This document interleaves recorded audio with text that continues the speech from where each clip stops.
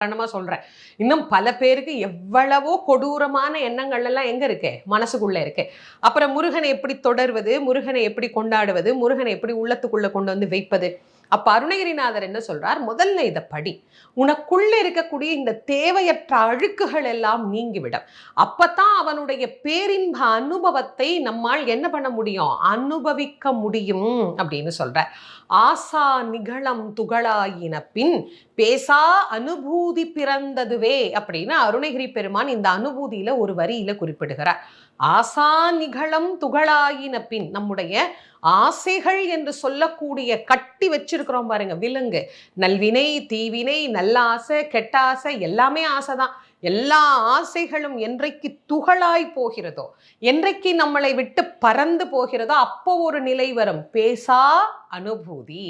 இந்த ஆன்மா இறைவனோடு மட்டும்தான் அப்ப பேசும், வேற எதனோடையும் அது பேசும்.